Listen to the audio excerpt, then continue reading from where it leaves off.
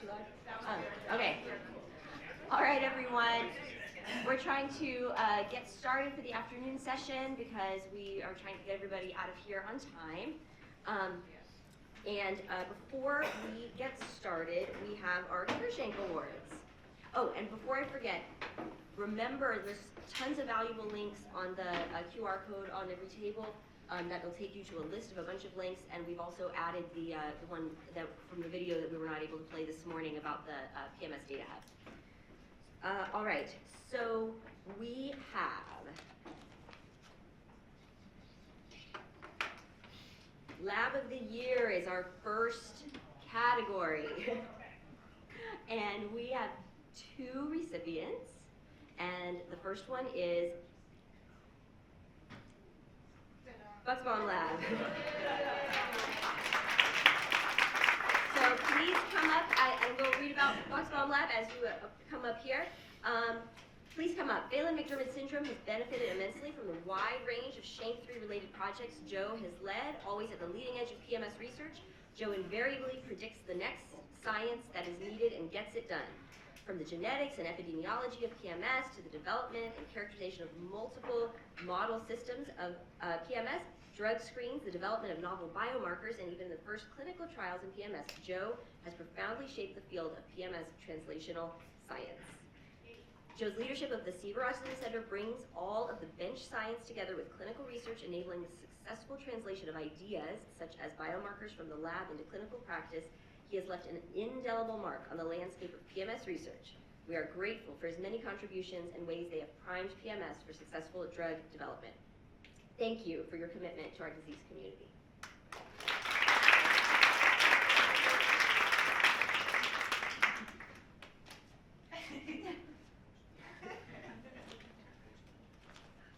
I'm trying to read this stuff like an auctioneer to get through all of it. Our next recipient is the FANG Lab. Is he here? He's back in the lab. We'll say that. Okay. We will, for right now, move on to Company of the Year, and there are 2 companies that are contenders this year, or not contenders, recipients. The first one being Jaguar Gene Therapy.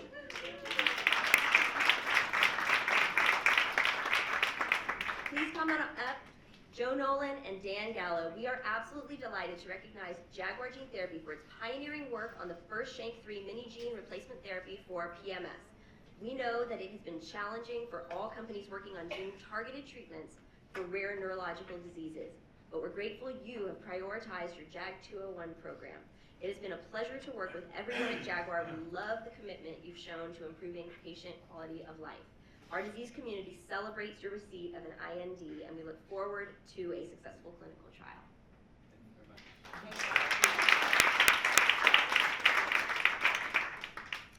All right, and our other recipient, Company of the Year, is Neuron Pharmaceuticals.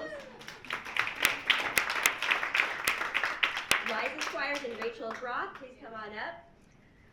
We are very overdue in recognizing companies for their contributions, and that's why we have 2 receiving it this year. We're so happy to award Neuron Company of the Year. We celebrate the positive findings of your open label trial of NNZ-2591.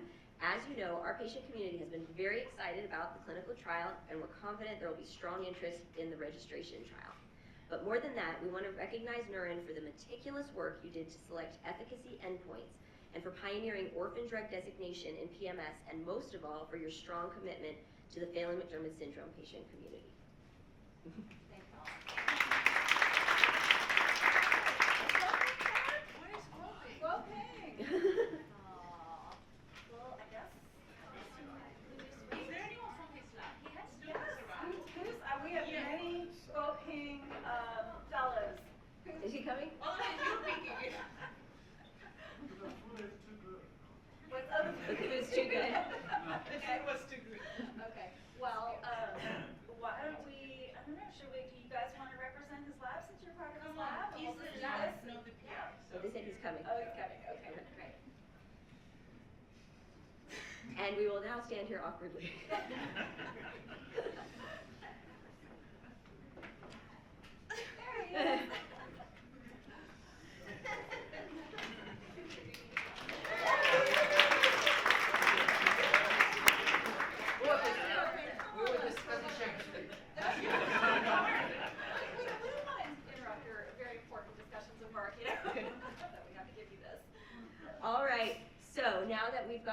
the man of the hour for our second lab award. We would like to recognize you for Lab of the Year and talk about some of your work. Guoping has been a pioneer in the development and characterization of mouse and non-human primate models of PMS. His reversal experiment inspired great hope that disease-modifying treatments could become a reality for Phelan-McDermid Syndrome. This year has been a breathtakingly exciting year for the PMS community with the announcement of Jaguar Gene Therapy's JAG201 IND. The upcoming trial is possible because of the shank restoration work done by Guoping. Additionally, Guoping has taken on the time and resource-intensive challenge of generating and characterizing non-human primate models of PMS, models that will continue to address important questions about the biology of PMS. Guoping, we are so grateful for your research and want you to know just how much it means to our disease community. Thank you. I want to mention this in my lab. Many of them are here. They did the job. Actually, didn't do any experiment. All the, Yeah, they did. thanks to y'all. Great Yeah. team. Thank you. Thank you.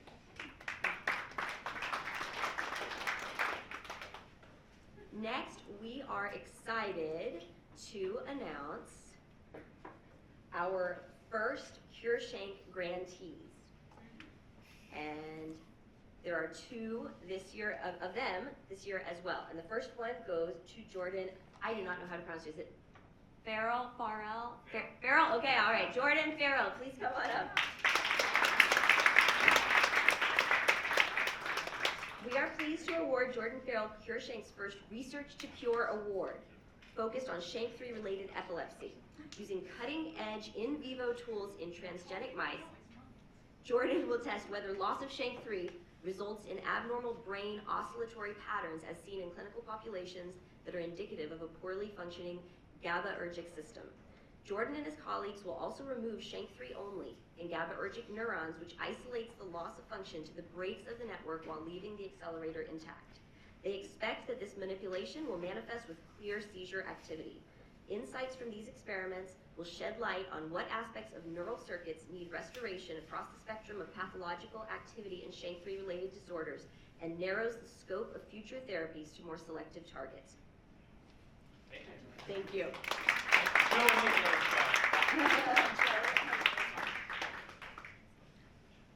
Finally, we are also pleased to announce that our second Research to Cure Award will go to Nick Frost at the University of Utah.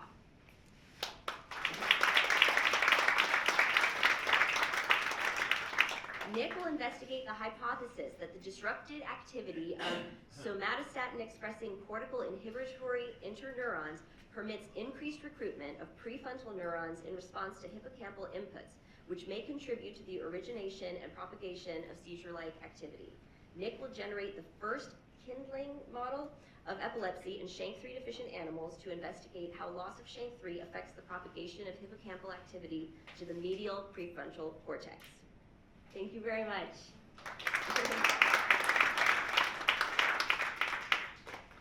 And I did not pre-read that ahead of time, and I don't have a science background, so happy now. Got through some of those words.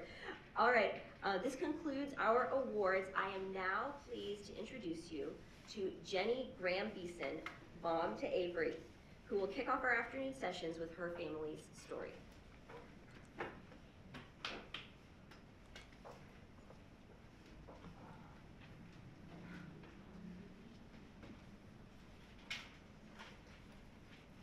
It's so great to see all of you here today, and I want to thank CureSHANK for organizing such an amazing event. My name is Jenny Graham-Beeson, and I live in Dallas, Texas, with my husband and our 4 kids. I'm a board-certified behavior analyst, but was invited here today to speak with you about my eldest daughter, Avery Grace, who was diagnosed with Phelan-McDermid Syndrome when she was 9 years old in 2015. Avery's Phelan-McDermid Syndrome presents in several devastating ways. As a toddler, she had up to 30 words, but has since experienced several developmental regressions over the years.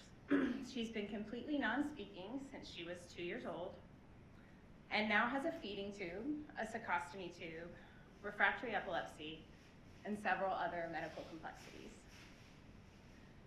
We're grateful for medicines like Zonogram, Onfi, Depakote, Clorazepate, Valtoco that somewhat control Avery's epilepsy, and for twice-monthly IVIG treatments, which help with her immune deficiency. It helps keep her as healthy as possible and allows us to keep her at home. As a family, we've adapted to Avery's many medical needs, teaching her younger sisters how to call 911, how to use a feeding tube, and how to be on alert for the signs of an oncoming seizure and what to do in the aftermath. We take things as they come, and we think science every single day for the time we have together as a family. But as Avery's mom, I grieve what could have been. I imagine a world in which she'd held on to those 30 words, a world in which her brain didn't go haywire as a toddler. I hold out hope for other families that someday there will be treatment that prevents the most devastating parts of PMS from taking hold. My daughter's life options are extraordinarily limited as she ages. With the level of caregiving she requires now at age 18, she is ineligible for most, if not all, group homes and day halves in my home state of Texas. She's not alone. Almost every week, as a professional behavior analyst, I hear from parents whose profoundly disabled adult children in crisis have nowhere to go. Without advances in treatment, my personal and professional experience has shown me that our world is just not prepared to care for the profoundly disabled. If Avery's level of care could be even just slightly less demanding, if her cognitive skills were slightly increased, I'm certain her options, both in our communities and medically, would be significantly improved, as would the quality of life for my family and the community. Inch stones, small as they may seem, could mean the world to us. I'm here today to say that your decisions are so important. The focus of your research and the scientific advancement it represents has the potential to significantly improve the lives of not just individuals with Phelan-McDermid Syndrome, but also their families and surrounding communities. Thanks for considering the development of new treatments and for working hard to improve the lives of the most vulnerable and most marginalized population areas. Knowing that Phelan-McDermid Syndrome may not have to be as devastating for the next generation as it has been for my beautiful, beloved, and precious daughter allows me to sleep a little better at night, at least on the nights when we're not in crisis ourselves. Thanks so much. So I am very pleased to have Rett Abrams as the moderator of Block 3. Where are you? There you are. Over there. Dr. Abrams is a neurobiologist, and we're very fortunate to have him as a founding member of CureSHANK's Strategic Advisory Board. He has worked in rare disorders of the brain in a variety of capacities, including discovery and development. He has deep expertise in neurodevelopmental disorders. We've got a great session. Very excited to hear our speakers, and Ed, you're first up, I believe. What I'd ask each of the speakers, one sentence on where they're from and their background. We'll do that for the panel as well, and that'll maximize the time everyone's allowed to speak.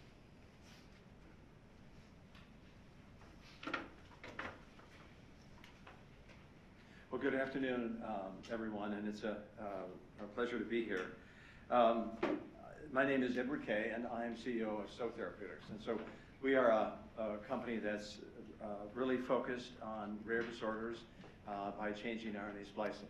And our main focus right now is in a similar neurologic disorder, Dravet syndrome, in which we're trying to basically stoke up or increase the amount of the NaV1.1 protein. So what I thought I would do today is really walk you through on what are some of the things that can be done early in the development that allows you to give some comfort that you have a potential drug that could be effective in patients. Then walk you through, obviously we're a publicly traded company, and some of the information I will say is forward thinking and refer to our SEC documents. What Isabella Znars and our company have developed is a mechanism called Tango. The reason why it was called Tango is that she happens to be from South America, Uruguay, so it made sense. And it's called targeted augmentation of nuclear gene output. And just to walk you through it, is what we're doing is really designed to upregulate protein levels by increasing the amount of full-length message. And I'll walk you through, and we're really trying to stimulate the normal copy of the gene to increase that message. And by boosting really the expression, the hope is that you're correcting the underlying genetic cause of the disease. So this is one approach to go after rare genetic disorders. And then also, targeting really allows us to be very specific and only go after those cells that normally contain the message. Obviously, as we know, the focus that we have here is DNA to RNA to protein. And I think everyone in this room kind of understands that central dogma. And DNA really is the book of life, and then that has to be transcribed into something a little bit more simpler that can then be translated into a protein.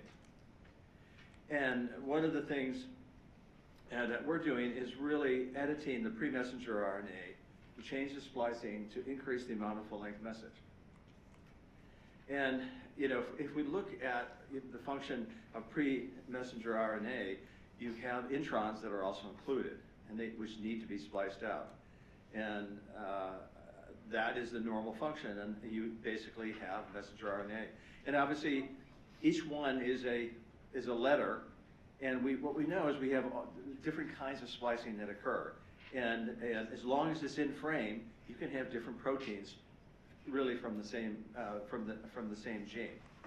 And so in this particular case, if you splice out one, you have a different protein, but again, it's still functional. What happens, however, is when you have a NMD exon or a poison exon that doesn't get spliced out, it never forms a message. And so what we're trying to do is to really focus on and get rid of that poison exon to increase the amount of full-length message so you can actually make a protein. And this is how we do it. And what we're normally in cells, what we found is that many genes will have a NMD exon or a poison exon that is part of, and in the case of Dravet, it is a regulatory mechanism that the cell can increase the amount of protein that it has by by splicing out this exon. But if it remains in, normally, it never gets translated into a protein and it breaks down. So again, the focus, if you can enhance the amount of this NMD exon and get it out, and splice it out, and basically change the equilibrium to allow more full-length message to be made, you should be able to increase the protein. And that's what we're doing by an antisense oligonucleotide. And one of the things that happens is that we're able, on the normal copy of the gene, to enhance splicing, get rid of that NMD exon. And what we're doing is we're focusing on trying to get it from a 50% protein level to 100%. Now, it also affects the abnormal gene, but because that gene never produces a product, it doesn't matter. So we are splicing out in both the normal and the abnormal copy of the gene, but it's only the effect on the normal copy. And so we've been focused on then what we call haploinsufficient diseases, and we have to have a normal copy of the gene in order to upregulate that protein. But it's a nice way of being able to do it because we can only get into those cells that normally have the message. So off-target toxicity, like you might see in gene therapy, if it gets into the wrong cell, is eliminated. So it's an efficient way of getting the upregulation only where you need it. So one of the things is that enhanced our program for Dravet. We had a very good mouse model, and we heard earlier about some of the challenges of mouse models. We were lucky. We had a very good mouse model that recapitulated the human disease in many ways. So we used that mouse model to really learn about how this therapy and how this drug could work. And one of the first things we did is we wanted to see in normal animals and in Dravet animals, can you actually upregulate the protein? So we gave intraventricular injections, and what we saw is we could really double the amount of protein. This is the NAV1.1 protein. We saw it at 7 weeks, and it continued. And now we've seen we actually have protein that lasts for about 6 months, that upregulation, because it's a very catalytic process. That ASO gets used over and over and over again. And even though the protein is only lasts about 48 hours, the ASOs stay there for a long time and continue to make new protein. So that's nice, we made protein, so what does it mean? So the question is, this is the survival curves, and this is what we were able to demonstrate. And in that red line is the Dravet mouse model that's untreated, it's given a placebo. And we also have the treated animals that were affected compared to normals. And what you can see is that the treated animals have close to 100% survival. Again, a dramatic improvement compared to the natural history. But the other question is, we know that sudden unexpected death in epilepsy is part of Dravet syndrome, but the biggest part is seizures. So the next experiment that was done is, in animals, can we actually correct the seizures? And what you can see is that when we treat these animals, and we had patients at different, or the mice at different ages, and we had cerebral monitoring with electrodes that were placed in the brain, and then these mice were followed. What we saw is a dramatic reduction in the amount of seizures just with one dose. So it's suggesting that the drug is working similar to what we had expected. And so what we learned from this is we had a single dose that was able to really restore the protein of interest, the NAV1.1, for greater than 3 months. We significantly reduced the mortality and the seizures. And we saw which I didn't show, but in non-human primates, we could actually correct or double the amount of protein in a non-human primate and show it throughout the brain, and that was really important. And then we also had toxicology that was supportive to go into human trials. So this was enough information that allowed us to go into patients. And I just have a couple examples of what happens if you don't have a mouse model. And if you've heard over and over again, in many, many diseases, the mouse does not recapitulate the human disease. And just to talk about, so we were going after a rare ocular disease. It was called, in this particular case, it was autosomal dominant optic atrophy. And instead of giving intrathecal injections in the spinal cord, what we gave is intravitreal injections into the eye. And what we saw is that a single injection could last about 1 year in the mouse, and we also showed it in rabbit and mouse, in a non-human primate.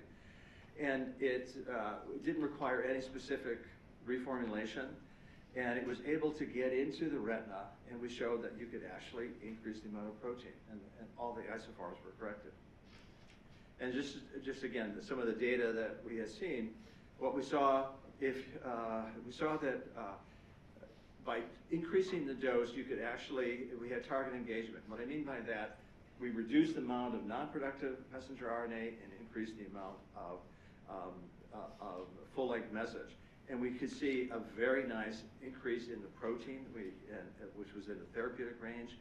And we saw a very nice retinal ASO. The drug itself was in the retina, and it guided very, very nicely. And this, we repeated it in the monkey. We saw exactly the same thing.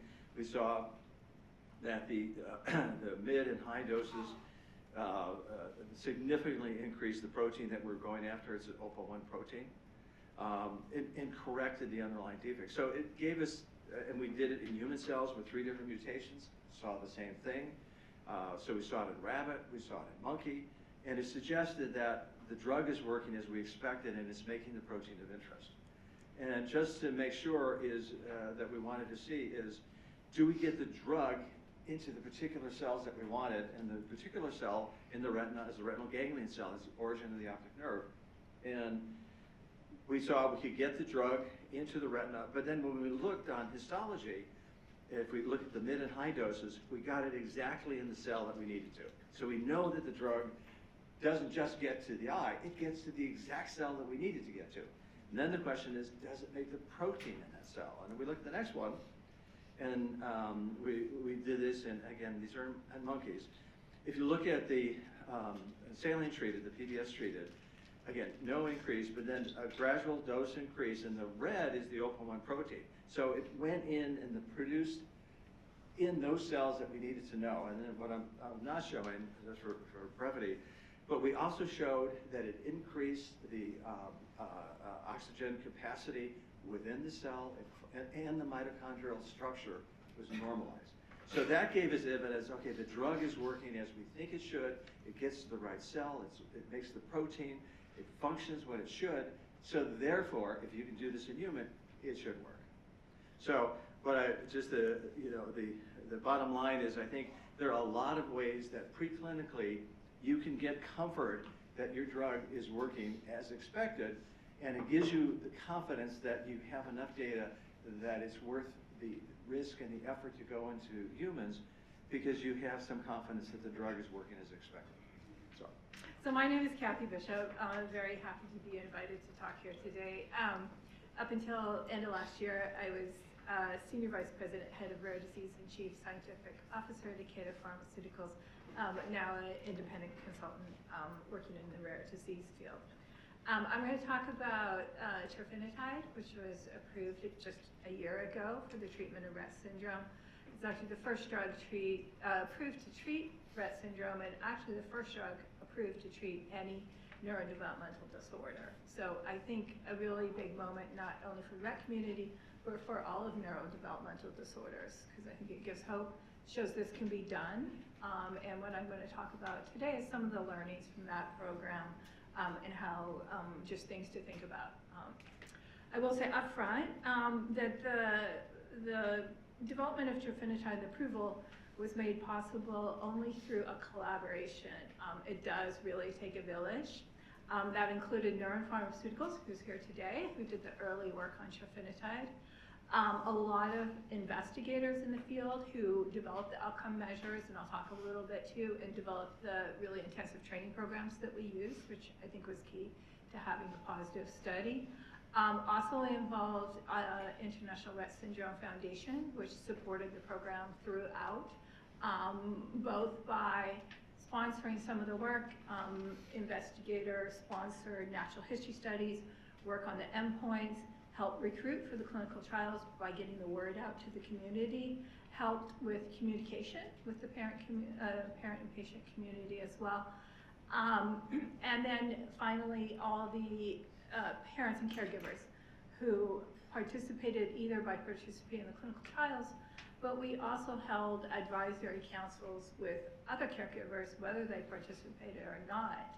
I think it's a really important point to get that caregiver input on the design of your clinical trials, and Acadia now does that for all clinical trials, and also on what parents are looking for. We heard about Avery earlier, and small steps, inch stones. I think it's really important to make that direct connection for what matters to caregivers, to parents, and what are they looking for in a treatment. That was a super long introduction. So Rett syndrome is a rare, debilitating, excellent neurodevelopmental disorder. It occurs primarily in females, but there are about 10% of patients that are male, and I think it's really important not to forget about the male patients. It says here for which there is no approved treatment, because I cut and pasted from an old slide, so I'm happy to delete that now moving forward. There's about 6,000 to 9,000 patients in the US alone. In most cases are caused by mutations in the MECP2 gene. Regression starts in Rett syndrome typically between patients or children, infants are normal until around 6 to 18 months of age, and then they go through a regression period until about age 4 or 5. They lose some abilities they gained. Any words they learned, they lose. They lose motor function, they lose sort of developmental function. And then starting about age 5, there's a very consistent, stable period of the disease. And symptoms include some that overlap with Phelan-McDermid, but some that are different as well. And they don't have some of the symptoms of Phelan-McDermid. But the main thing is, like Phelan-McDermid, is a complex disorder with a range of symptoms. So when you think about clinical trials, you want to try and capture that whole range of symptoms, and especially those that are most important to caregivers and clinicians. So DAYBUE was approved in the US on March 10th, 2023. We also just, or KATHIE, just announced that Canada accepted the filing. So in October, we'll hear from Health Canada about approval there. And then we're pursuing, last summer, we did a deal to get worldwide rights from Neuron. So KATHIE is now pursuing regulatory approval and commercialization globally. Working in Europe as well. I underlined, so what is here is what appears in the label, and what that is when you get DAYBUE or you look on the website, there's an indication statement, and that's who it's allowed to be prescribed for. We are very, very happy that DAYBUE can be prescribed and given to patients with Rett syndrome in adults and pediatric patients 2 years of age and older. So this basically means all Rett syndrome patients. It means boys as well as girls, even though we never studied boys. And it means adults, even though there were no adults in the phase 3 clinical trials. So I just want to make the point, a learning from this is you don't have to study every single patient type to get that in your label. You have to have a plan, a justification for what you're doing, why you're not studying them. I'll talk about that in a minute. But what this label means is basically all patients with Rett syndrome can get DAYBUE. This is the clinical trial overview. There were 6, is it missing? Oh, here it's missing a bit of color. Anyways, there were 6 clinical trials. There were 2 phase 2 studies that Neuron conducted. One of those was a very nice dose response study where they have 4 different doses, and at the highest dose, the 200 milligrams per kilogram, there were benefits.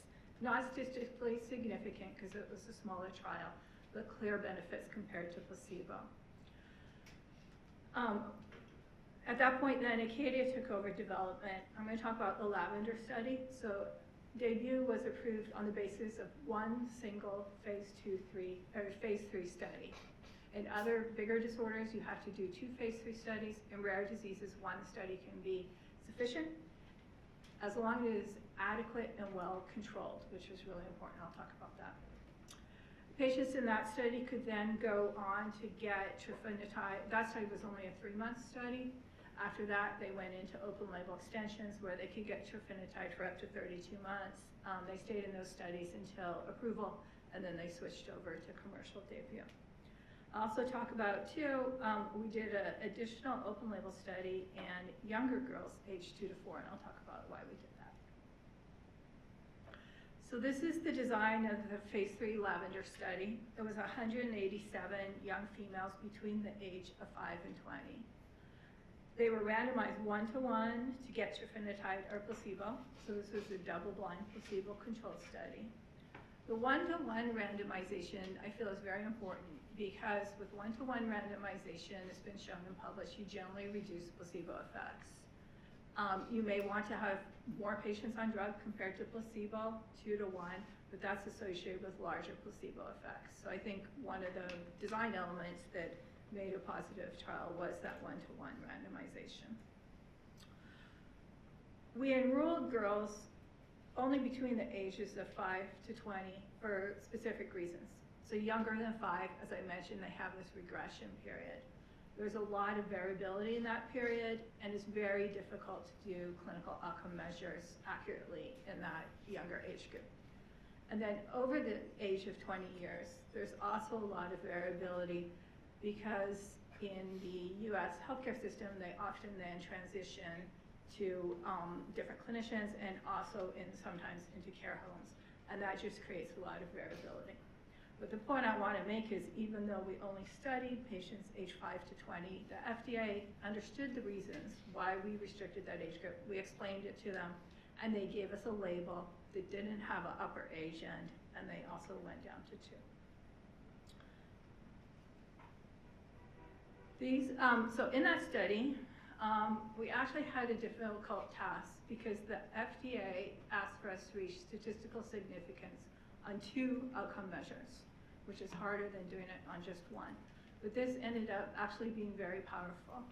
So one of them is something called the Rett Syndrome Behavioral Questionnaire, which is a caregiver rating scale. It's 45 items that assess a range of neurobehavioral features impaired in Rett syndrome. So they're rated 1, 0, or 2 on this scale. I'll just say the Rett Syndrome Behavioral Questionnaire is not perfect. It's not a perfect rating scale. No rating scale is perfect. But the advantages it has is it captures a large range of symptoms. And when you have diseases where there's variability between patients on the types of symptoms they have, because there's such a wide symptom range. Okay, oops, okay, I gotta go way faster, okay. It captures that range, and you can compare each patient to baseline. So you can capture their symptoms at baseline and then compare at the end. I have the word validated in there. I just wanted to the early conversation. I don't like that word. It doesn't mean the FDA validated it. They did it. It was studied in Rett patients. There was publications. That's all you need. And then we had, as mentioned this morning, specific CGI. And then I want to make the point someone made this morning too. There was a very rigorous training and qualification program for the raters for all endpoints. Some clinicians failed the first time, but we made them take it again. And the FDA asked for that information. I'll skip the results. I'll just say both endpoints were positive. And RSBQ also has subscores, so you can look at the different aspects or symptom domains. But the most common question we got was, okay, you saw this 4-point change, what does it mean? And I'll get to how we answered that in the last minute. We also, the RSBQ, one downside is it doesn't capture communication very well. And patients with Rett, most of them do not have any verbal communication, and they also have impaired nonverbal communication. So we developed or adapted 2 scales. One has a really long name, which is a caregiver measure. And then we actually developed something really interesting called the RTT-COMC, which is an investigator rating of the patient's ability to make choices. And they're asked to do tasks like pick something to watch or pick a toy. And the investigator rates how well they're able to make that, to communicate that choice. And I think it's a really nice outcome measure. The FDA, though, in the end, would not allow us to put this in the label. They thought the data was good. They said the scales need more work. So that's just an area, I think, in general, in neurodevelopmental disorders that needs more work. But both of these showed improvement. And then I mentioned we did a small study in girls aged 2 to 4. And the reason for that is we wanted the label to go down to age 2, but couldn't study efficacy in these patients. So we did a small study of 15 patients, open label, looking only at safety and PK. And the FDA said, if you can show that the drug levels match those in your efficacy population, we'll let you have the label go down to age 2. This is the data. It did fall within the targeted range, and no new safety findings were found. So that's the basis for getting a label down to age 2. And this extrapolation approach is used pretty often with the FDA, and something to think about if you can't enroll all ages. So last thing I'll talk about is caregiver exit interviews, and someone mentioned this morning. So when we got that in the phase 3 study at 3 months, there was a 4-point difference. People are like, well, what does that mean? That's great, statistically significant, what does it mean? There's actually a bigger difference, 7 or 9 points at 1 year, so it gets even greater, but still people ask what it means. So what we did, and the FDA now has emphasized the importance of understanding the patient experience and seeking the patient voice during drug development. For neurodevelopmental disorders, obviously we can't get the patient voice, but what we get is the caregiver voice. And that's very important to them, and I think very important for understanding results of clinical trials. So we had optional caregiver exit interviews at the end of the Daffodil study and the open label extension studies. This was done by a third party, RTI, which did a fantastic job. There's an IRB approved script that they used. The interviews were with a caregiver, about 1 hour. They were recorded, and then the data was analyzed using thematic codes. They first asked about what are the effects of Rett, so nothing about trofinetide, just what happens with Rett syndrome. And this is, I'm just showing real quick the results of the daffodil. Number one, 100% no verbal communication. I won't show it, and then they asked about what matters to you. Increase in verbal communication came up on top. And then they asked about what improves with trofinetide. And so you can see the most common things here: new words, eye contact, hand use, eye gaze, attention, balance. Very consistently across the development of the drug, it falls within those themes: increase in communication, motor function, and something I kind of call attention or awareness. We hear about a lot. And then they also get out of this quotes. And what you can see from the quotes is they talk about what improved, but also what it meant to them and their family, which I think is really powerful. Hi everyone, I'm April Levin. I'm a child neurologist from Boston Children's Hospital, and thank you for allowing me to speak today. So I'm going to tell you about using EEG as a biomarker in PMS and more broadly to understand how the brain works. We have some disclosures. So when we talk about biomarkers, I think that it's important to first specify what kind of biomarker are we talking about, right? Because we don't actually need a biomarker to diagnose PMS, right? We have one, it's genotyping. But we do need biomarkers to understand more about subtypes and particularly for clinical trials to be able to understand whether we're getting target engagement of whatever treatment we're using and how that treatment is playing out in terms of brain development and in terms of phenotype. So as we think about this sort of translation from genotype to phenotype, you've seen different versions of this figure over the course of the day today, but essentially we go from genes to cells to circuits to phenotype, right? And I think this is important because as we think about the type of biomarkers that might be helpful to us, different biomarkers index different parts of this spectrum. So I'm going to be telling you about EEG today, which primarily indexes circuit level structure and function, although it depends on exactly the type of EEG measure you use. We talked earlier about genotyping. That is also a biomarker for genotype. And then I think this is important because as we think about different types of treatments that we might use, each of these treatments acts at a different level of this spectrum, right? So gene therapy acts at the level of genotype, but then with downstream effects all the way across this spectrum. Whereas something like medication or brain stimulation therapies may act at different points along this spectrum. You've heard a little bit today about the Developmental Synaptopathies Consortium. So we saw as part of this consortium in round 2, 53 individuals with PMS across 4 different sites. They were aged 2 to 11. We collected EEG at 2 different time points, and along with that, we collected the same measures in a group of typically developing controls and also in individuals with tuberous sclerosis and P10. We later added on a smaller group of individuals with SYNGAP as well. So what I think about is interesting about EEG is that as a neurologist, I got trained to look at EEG with my eyes, right? And look at was that a seizure or not a seizure, right? But EEG contains a ton of information. So if you figure we collect 128 electrodes, we sample 1,000 times per second. Our current protocol is about 23 minutes long. We're collecting over 100 million data points. There is a ton of information in there. So what do we do with all of that, right?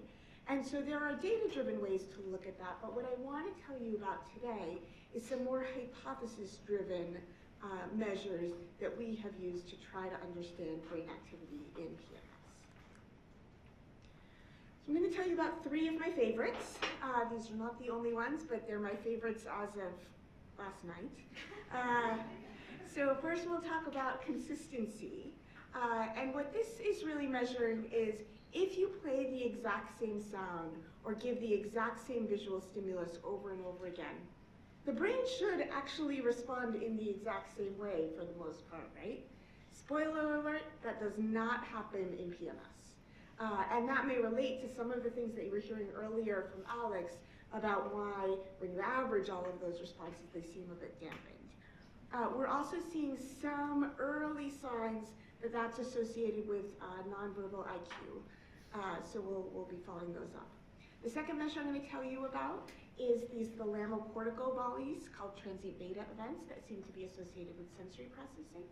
And then I'm also going to build a little, I know you've already seen the slide about the feed forward versus feedback activity 1,000 times.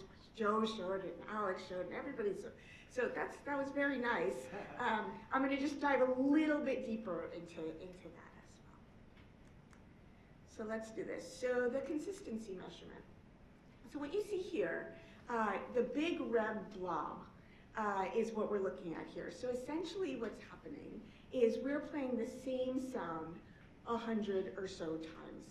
And in a typically developing individual, at the time, if you measure the consistency of response, starting at that pink line in the middle, which is right where we play the sound, you get across multiple frequencies a very consistent response. That's what the red means, is that over those 100 trials, the response was very consistent as measured by this EEG measure called intertrial phase coherence. So you see typically developing on the left. Now if you look at the middle, you see our responses, the consistency of responses in Phelan-McDermid syndrome. There is none, right? So imagine if your brain is seeing the exact same stimulus or hearing the exact same stimulus over and over again and not recognizing it as such. That makes learning really challenging, right?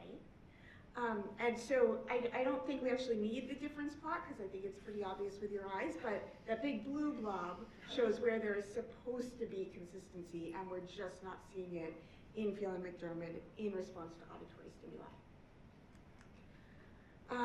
I mentioned that this seems to be, at least in early studies, correlating with nonverbal IQ, and we're seeing similar results in some of the other conditions that we're studying in the Developmental Synaptopathies Consortium, so SYNGAP, tuberous sclerosis, and to a lesser extent P10, that we're all seeing some dampening of this consistency. I will mention, I don't have the slide here, but we see quite a bit of dampening in consistency in Rett syndrome as well. Hot off the presses, we did this in vision as well. And we're seeing something very similar. So again, what you see, that red blob on the left is how consistent the responses are to a visual stimulus in typical development. And you can see those less hot colors in the middle and the subtraction plot on the right, sorry. With giving a visual stimulus, we're also seeing dampened consistency, which again makes it hard to learn, not only from your auditory environment, but also now from your visual environment. The second one I want to tell you about is these thalamocortical volleys. So this is based on some really nice work that came out of Stephanie Jones' lab at Brown. We look at lots of things on EEG. We've looked at historically lots of things on EEG. We didn't necessarily know where they came from. And what I like about this measure is that Stephanie's lab has done a really nice job of using animal and computational models to explain these events. So these are called transient beta events. And they come from this broad slow drive that comes from lemniscal thalamus and goes up to the proximal dendrites in layer 4 of cortex. And then it gets modulated by this faster interrupting drive from non-lemniscal thalamus up to the distal dendrites in layer 2 and 3. Now the reason that this is clinically relevant is we know that these transient beta events can facilitate or impair sensory responses depending on their timing. And so if you have your transient beta event just before a stimulus comes in, this was studied using tactile stimuli, the response to that tactile stimulus will be inhibited. But if you have your transient beta event that happens to show up during or after the tactile stimulus, you will have your response to stimulus facilitated, right? So the reason we were particularly interested is this next slide.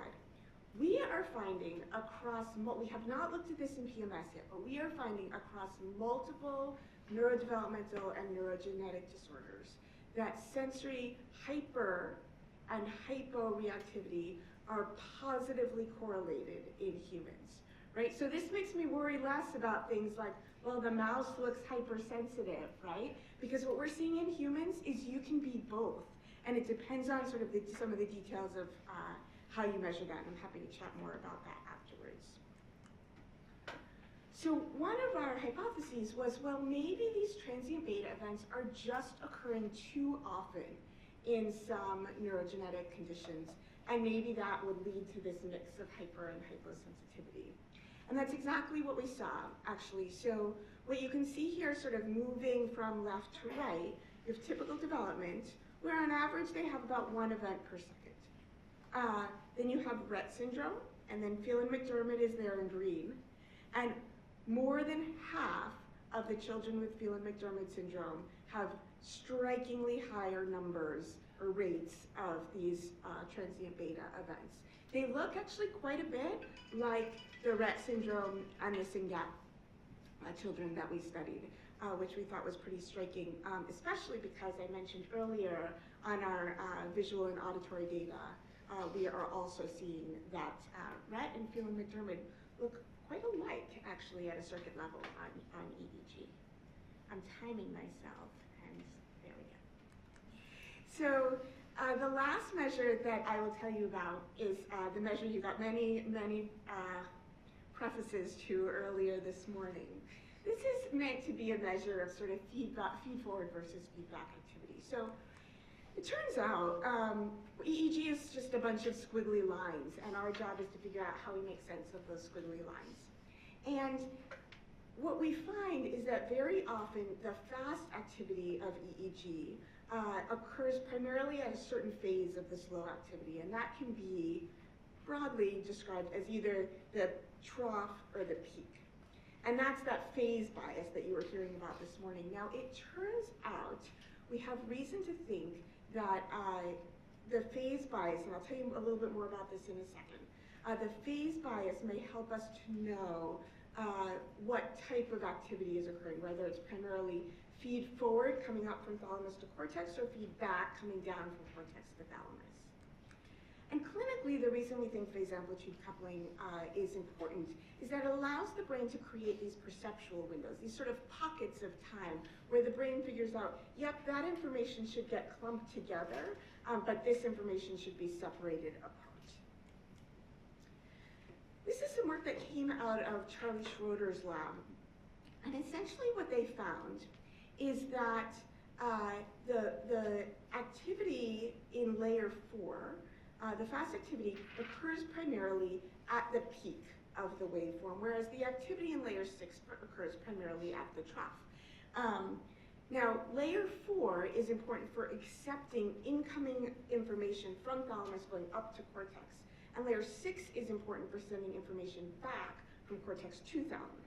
Now, the reason this matters is that EEG is terrible at spatial localization, but we're going to use that to our advantage here, because on the surface of the head, there's no, all the EEG sees is the average of those, right? So then we can figure out, based on whether we're seeing our fast activity primarily at the trough or the peak, we're getting potentially a little bit of information about whether our activity is primarily feed forward or primarily feed back. And this is what the summary of what we found was that in controls, that phase bias tended to be almost entirely negative, which we think means that there's a predominance of feedback activity. The typically developing brain spends a lot of time modulating what's coming in. It decides what it's going to pay attention to.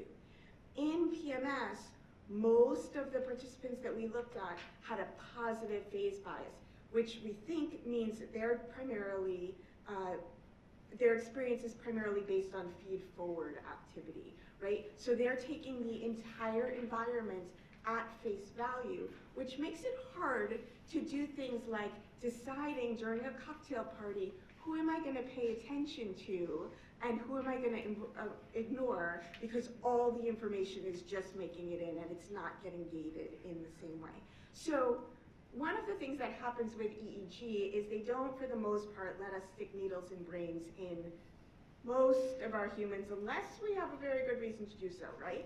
So we are then dependent on some back translation into our animal model colleagues to test out whether our hypothesis about why this is happening is true. It's clear that it's definitely happening, but why it's happening. And so we've talked with Joe and others about maybe doing some laminar recordings and testing out that layer 4 versus layer 6 activity in SHANK3 animal models. So we talked about 3 different measures that we think are particularly telling about brain function and that seem to tie in one way or another to some aspect of phenotype. And moving forward, our goals are figuring out how can we use these types of measures for biomarker development in clinical trials. And so they may, most of what we've looked at is Phelan-McDermid versus typical development, right, and some associations with phenotype, but how might we move forward towards thinking about outcome monitoring, towards thinking about stratification for clinical trials, and then also thinking not only about forward translation into the clinic and clinical trials, but also about back translation for using some of these EEG findings to inform some of what we think we might want to look at next in the animal models. So I will stop there, and I Maybe shift, and I'm going to start with folks who didn't give a talk, and maybe shifting gears slightly. This is, one for Joe. Looking forward to a future where there's a gene therapy approved for PMS. The additional technology, I think, that lays beyond that is working with payers to ensure broad access, and tell us some of your experiences there and what should folks here be thinking about to get there. Yeah, so when it comes to payers, and prior to being at Jaguar, I was at Avexis on the SMA therapy that got approved. It really starts early, and it's essential to bring them along on all the science. The great thing about gene therapy for a payer is that if you test positively and you're missing the gene, you get the drug. And a payer's number one problem is, a lot of people get drugs maybe they shouldn't get. So, like depression, for example, there's so many mechanisms of actions. But the good thing about gene therapy is if you test, you get it. So that's a good thing. Now, it's still a struggle because of the expense. CMS has made a lot of progress on outcomes-based agreements. So that's made a lot of progress even since SMA, where based on outcomes, the payment schedule can vary. They're still trying to work out pay over time, which makes perfect sense. In the case of SMA, while it was a $2 million therapy, it was actually saving 5 years of the drug they were on. So the break-even point was 5 years in, and it's once in a lifetime. So it goes down as the most expensive ever until the last couple just came out. But actually, it is not the most expensive because payers only have a 1-year timeline on how they do their budgets. So it's amazing to me, you can go buy a Toyota and pay for it over a 20-year period, but you can't do that with a drug. So progress is being made, and I think it has to catch up with gene therapy, but you've got to get to the payers early. You've got to warn them what's coming. They're all aware that gene therapy is coming. Everybody says, oh, there's going to be 40 gene therapies on the market. Well, that was supposed to be this year, so there aren't 40. So it still is a tough road, but you have to also take into account commercial payers, Medicaid, Medicare, and the mix that goes with it, and you need to understand that very well. But it's really just communication. It's support of all the advocacy to help make sure that they're ready and prepare them in advance for what's coming. Okay, Siash, I'll go to you next. And this is not something we talked about yesterday, but I think it's really interesting, so I'm going to put it out there. When people think of neurodegenerative diseases, it's very well established that maintenance of current, maintenance of current performance is a win, right?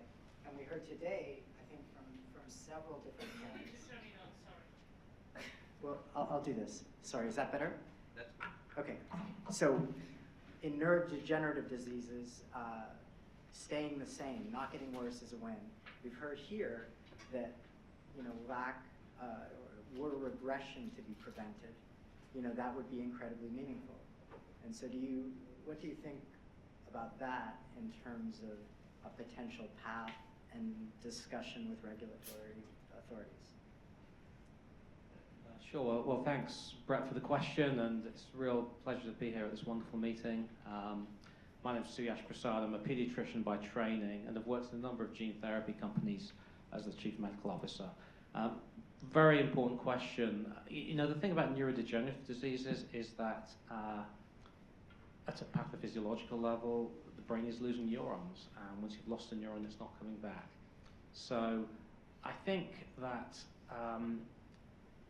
in a neurodegenerative disease where children are losing functions, the milestones are regressing, then definitely staving that off is a win. It's not as much of a win as turning it around and improving symptomatology. And I think that it's important to, as we heard already this morning, that treating earlier and identifying early is probably the key thing here to maximize and optimize clinical outcomes. Now, from a regulatory perspective, I've seen drugs be approved where you're demonstrating stability and sometimes minimal improvement. One of the ones Ed and I worked on at Genzyme many years ago, so Pompe disease, we showed stability in the adult population as opposed to improvement, and that was enough to get an approval. But I think those kinds of endpoints take longer to demonstrate, whether show them over 6 months or a year. And time is money to biotechnology companies, and you don't want to run too long a study. The ideal situation for a condition such as SHANK3, PMS, is to have an endpoint that you can show an improvement in the short term, plus demonstrate mechanistic improvement, i.e. some improvement in pathophysiology, plus demonstrate longer-term neurodevelopmental outcomes. So I think ideally you want to have a spectrum of endpoints in a clinical trial when you think about the design. I'll stop there. There's more I could say, but I'll stop there. That's great. I know, Ayan, there's some biomarker stuff I want to hit on, but just staying in the clinical world a little, I've got a follow-up question, but first, does anyone want to react to that? Okay, so, perfect. So then, following up on that of going sort of for the quickest, so quick outcomes are often in tension with those that are most valued by caregivers, right? I think a lot of people here have spoken about improved communication, improved social behavior, and it's very reasonable that ultimate benefit may only be observed over years.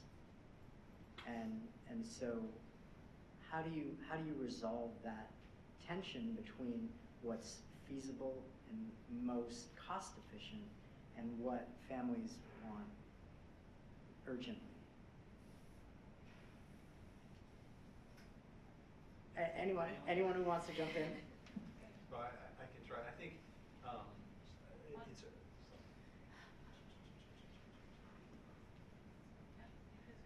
yeah. So I think one of the things is trying to really, the first step is really trying to understand what the natural history of the disease is. Because you need to know, what are you trying to fix, what's important. And then in really identifying with families and caregivers and clinicians, what are the most important symptoms that you're trying to address, and really understand it. When we did in Dravet, we did a natural history study, and there's a couple of things that we needed to learn. Well, first of all, the kind of urban legend was, the seizures just get better over time and they burn out. And what we found out, that was not the case. So if you were 17 or 18, you still had the same number of seizures as you were a 2-year-old. Well, that was really important information, because we were told that, well, you can't measure seizures because they get better by themselves. Well, that was not the case. And so sometimes you actually have to do the studies to find out what's normal. Then the other one is, well, what's the most important symptom that we're we're trying to address.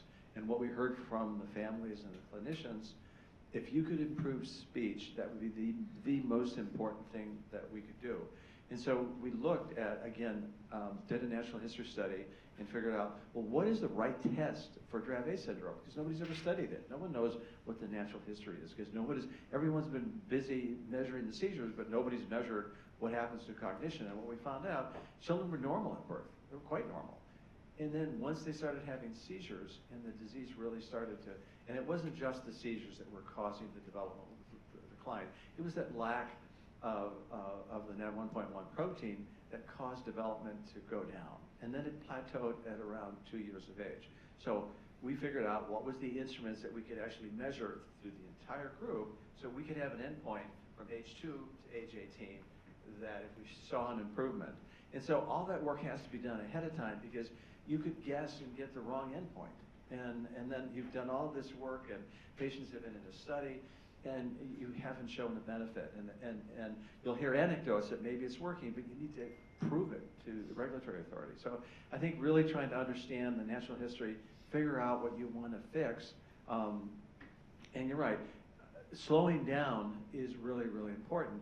But some of the diseases, and what we've seen with KATHIE showed with Rett, you can actually make some improvements. And we just recently demonstrated with Dravet. And again, because it's not a classic, some of these are not a classic neurodegenerative disease. And I think of it as a kind of a disorder of synaptic connections.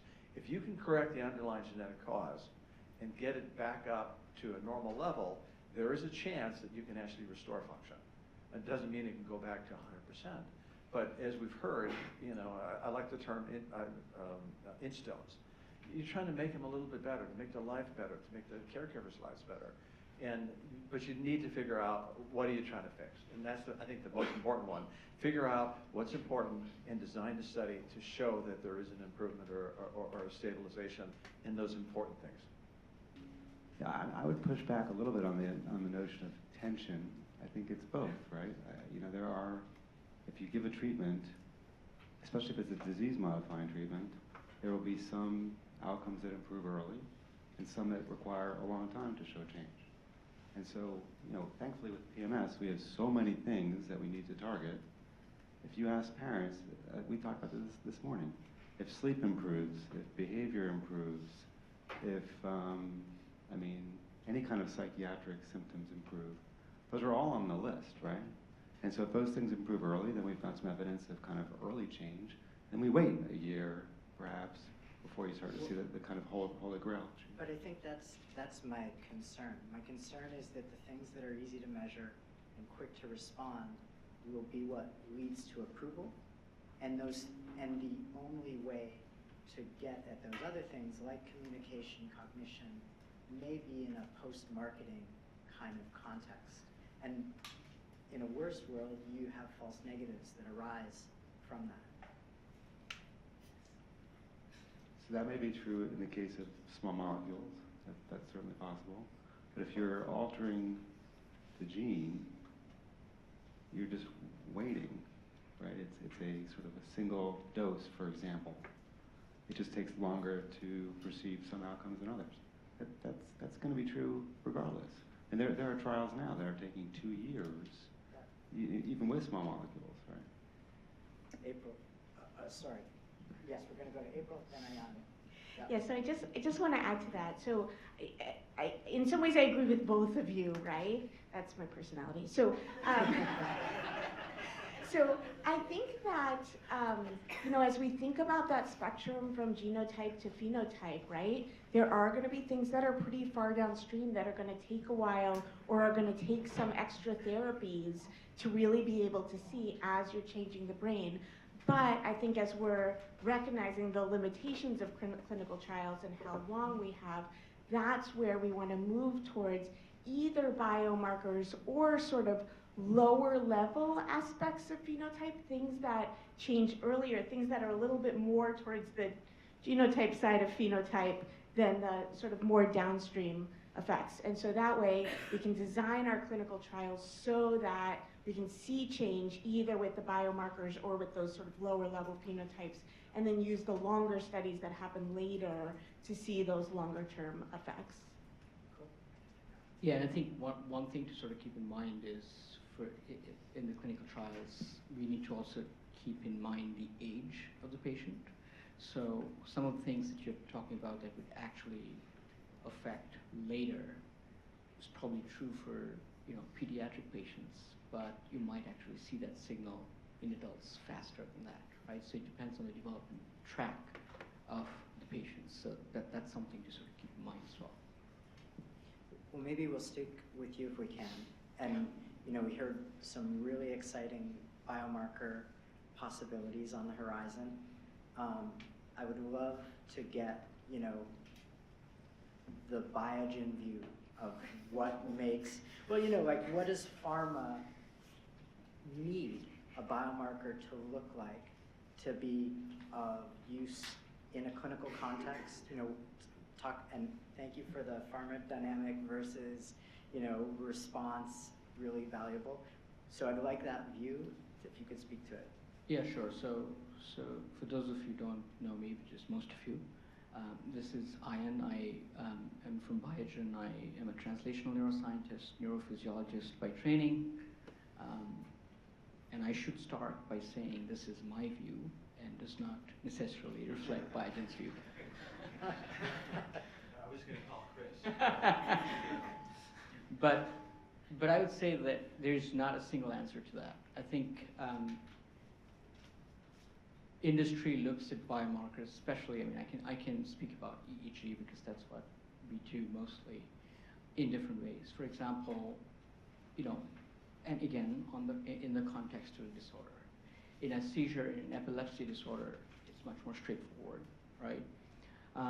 In something like this that has intellectual disability and is a rare disorder, the current purview, at least according to my opinion, is using these kind of biomarkers to increase confidence in early trials to, in conjunction with some meaningful clinical change, to actually sponsor a larger trial.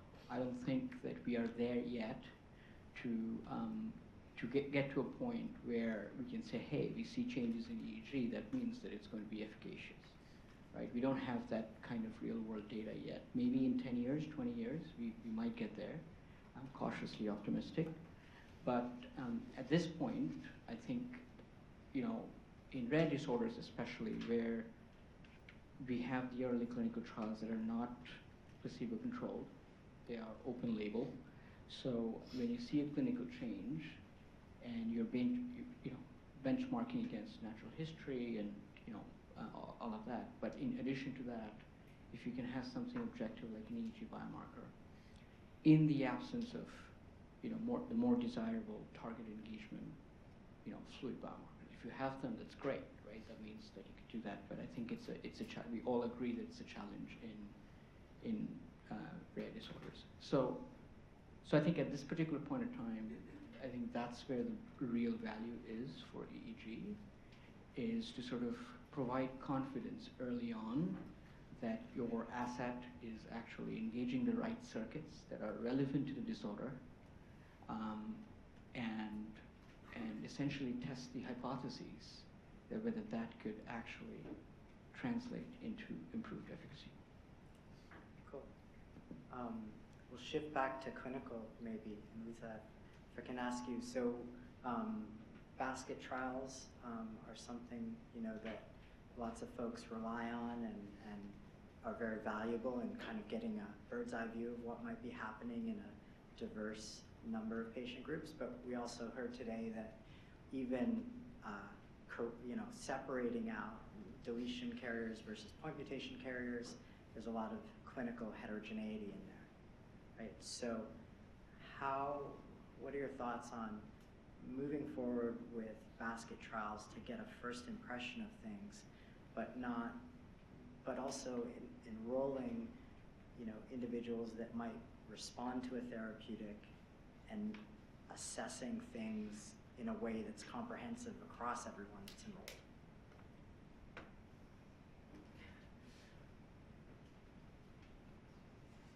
There you go. Okay. Well, I'll start off, and certainly at Neuron we considered basket trials early on, and we're looking to 2591 across 4 indications. And you could almost say we almost used more of a master trial protocol because of differences in rare disease, right? Enrollment rates and the risk of potentially announcing news in one indication that could impact another. Traditionally, in a basket trial, you have to wait until all enroll, which is a challenge, right? Because we're all about speed, right? We know everybody's waiting for therapeutics. So sometimes a master trial protocol can be an alternative that will get you the answers you need a little bit sooner.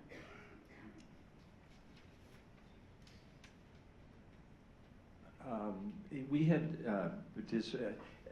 the problem with basket trial is it usually implies more for oncology, and because you're having multiple different types of tumors but the same mechanism, and then you're looking, and it is a way to really identify what disease indications to go after. So it has a lot of value. It's a lot more challenging, I think, in a rare disease because it's so diffuse. Now. We did that when I was at Sarepta for Duchenne muscular dystrophy, but it was very different. It's a defect in the dystrophin gene, and we had the same entry criteria, the same patient population, but they had 2 different deletions, and we had 2 different drugs at different, basically to skip out and put them back in frame. And the FDA allowed us to do it, and we were able to get 2 drugs approved with 1 trial. But that was, again, a pretty homogeneous group, same genetic defect, just basically different regions of the gene that we were splicing out. So that worked well. But I think it's just, and I've seen it done in epilepsy. There was some recent studies, Longboard showed that if you're using an anti-epileptic, but an anti-epileptic is kind of a common mechanism. And then you can look at a number of different seizures. That kind of makes sense. I think the risk is you don't do the right trial for the right indication. I think there are lessons learned, and there's a lot of information that you can learn on, how this endpoint works, and you can test it. So I think there's a lot of learning, but I'd be hesitant to put very diverse groups in one trial because I think you could easily miss out because a dose that may work in one syndrome may not be high enough in another. And so I think there's a huge risk. And yeah, you get there faster, but you may not have the right answer. So I'd like to move to questions shortly, but we'll do one last one here. We'll start with you. And that is, you've got this technology that in theory could be pointed in a variety of different ways. Anything where there's a haploinsufficiency, right? And so if you could speak to first, and then anyone, will go down the line, what are the essential components that any community, and particularly this one, would need to line up to have it rise to the top of the list of potential ways to go? Yeah, and it's a challenging question because obviously there are a lot of components. What I can say, the problem we had is we had about 6,500 genes that we could go after. Well, obviously you can't go after 6,500 genes. So the question is which disease indications would be the best. And I think what we use as a paradigm is how do we reduce the risk, in other words, not only from safety, but the risk that the disease wouldn't work. And so one of the things we looked at is, do we have a good animal model that we can test it? And again, you don't have to have all of them, but you kind of add them up and compare. Do you have a good biomarker? And biomarkers, I think, are really important in early stages because it tells you, for instance, especially if you're looking at targeted genetic therapies, how much drug do I have to get to the right increase in that target that I think is going to be therapeutic. So that helps you get there without having to do a clinical, or an endpoint like in a mouse model. So that helps your design, and that's one thing. Probably the most important thing is what's the unmet medical need? Do people really need this? And what's the patients? And the challenge is that there are some diseases that are going to be much, much more challenging.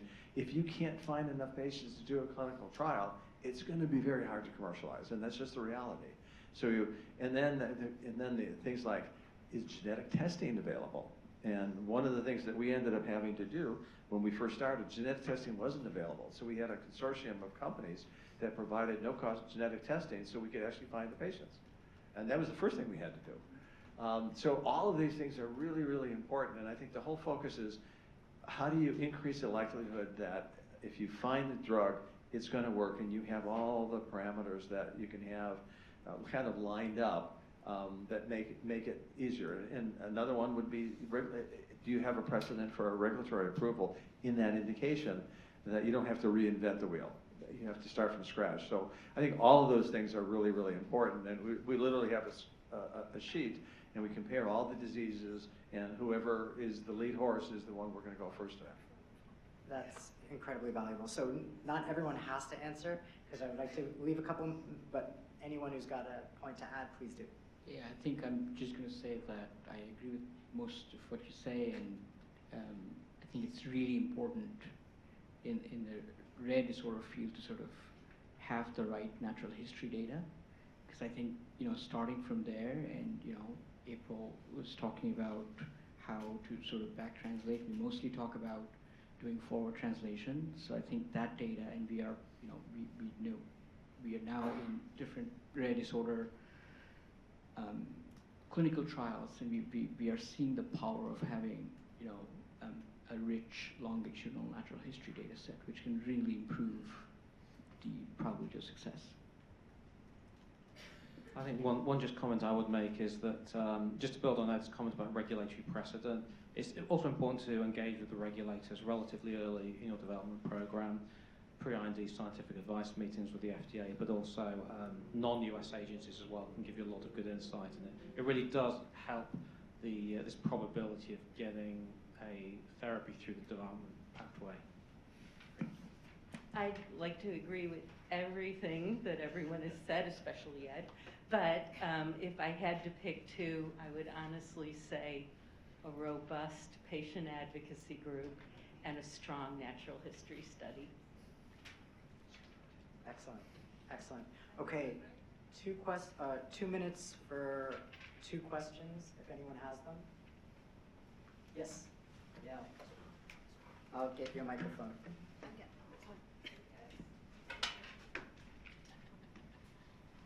My question is to Joe, and because it's more commercially related, but I think probably Suyash can answer it too.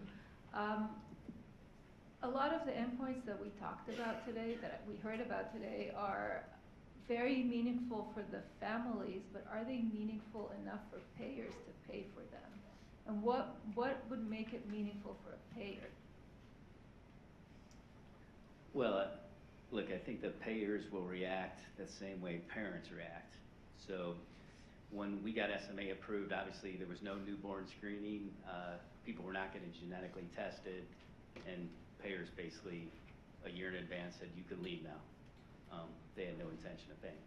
But then once it gets to a point, and look, gene therapy's coming and every payer knows it, and they're trying to deal with it as best they can. And I think the good thing about SHANK is that it isn't a gigantic patient population. So they're going to be much more worried about sickle cell and some of the other things that are coming through. But having said that, what is meaningful to advocacy and what is meaningful to clinicians will be meaningful to the payer. And there's no question that every physician will have to fill out a prior auth, probably on every single patient, which is why everything goes through a specialty pharmacy, so the company has to, put that in place and put all the programs in place to make it as easy as possible. But those are the things you just have to do now in the space, and those are the rules of the system. And knowing your way around the payers and the prior auth is essential to getting it in a 3-month period versus a 9-month period. Last question.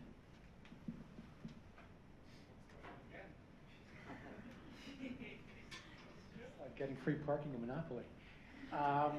Actually, just back to your question about the kind of the funneling of the pipeline, and I think you made the point of how that works with gene therapy in terms of, with the trial being mutations or deletions or both. Is there any thoughts on that in terms of the, I mean, Joe, I guess it's to you, but in terms of the trial, is like having a wider pipeline in there kind of more beneficial or to getting FDA approval? Well, initially you want to get the drug on market any way you can. So normally I would say I want the broadest label possible to cover as many patients possible. That's always your goal. But you also realize that if you pick people with a certain type of genetic mutation and you narrow the population and you try to get around, you know, any regression or anything like that, your chances for approval are better. And then similar to what happened on the Rett drug, right? There's a certain population where they go back and do a PK study where there's certain things you can add. So it's essential that we be as careful as possible with the first 6 patients or so to try and show a difference, so it'll be more narrow, but then your hope is to expand it over time. But you can make a mistake and start way too broad early and then miss it and then have to go backwards.